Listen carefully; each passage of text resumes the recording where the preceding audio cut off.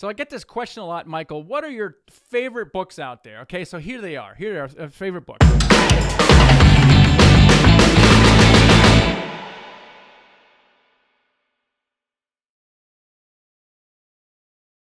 Two of my favorite, actually by Hal Elrod, and one of them is The Miracle Morning, and it's because it really outlines what you do in the morning when you get up, and it's made a material difference for me over the last several years, because what he does is he describes what to do in the first 60 minutes of the day. Okay, you spend some time in silence, visualizing, maybe praying, meditating, writing, reading, and what that looks like, and what that's done for me is create lots of clarity. And clarity is super important because you now know what you don't want, you know what you want, and you know how to get there. And so the morning routine that's described in The Miracle Morning is absolutely game-changing. So check that out by Hal Elrod. The second one that he wrote, and I love his books, but the second one is called The Miracle Equation. And the reason I love this book is because it really redefines how goals are being set in such a way where you can never really fail again. And I love this approach. Fundamentally, I'll give you the cliff notes. Fundamentally is that normally we're taught to set goals with a very specific and measurable outcome and timeline, which is all fine and dandy. But what happens if that deadline comes and goes, right? What does that do to you? It turns into frustration or anger or depression. And what he argues is, no, instead of setting a deadline, commit to the outcome. In other words, you will do whatever it takes until that outcome is achieved, no matter what. There is no other option.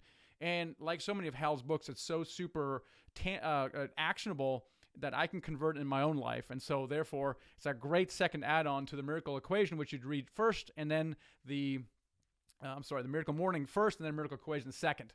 Now, so that's the second one is kind of on goal setting. And the third book I really recommend is called The One Thing by Gary Keller. And the one thing really postulates that if there's one thing you could achieve, what is that one thing that if you could achieve it would make everything else easier or even unnecessary? It really helps you boil things down that are important to you.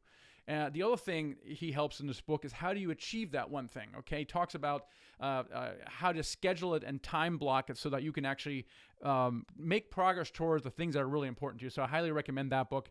And of course, the last book I recommend is my own. Financial Freedom with Real Estate Investing. If you haven't gotten this one yet, hop on to Amazon. It's a bright yellow cover.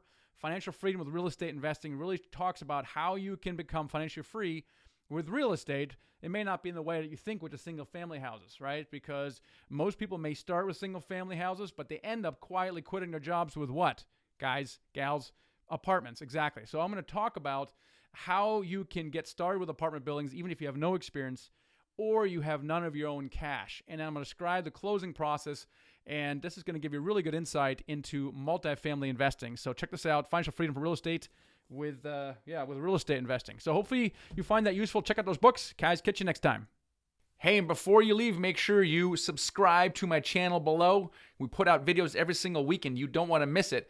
Also, if you haven't done so already, grab my free ebook here, okay? It's a secret to raising money to buy your first apartment building deal. It's a good one, so grab that. And hey, check out another video.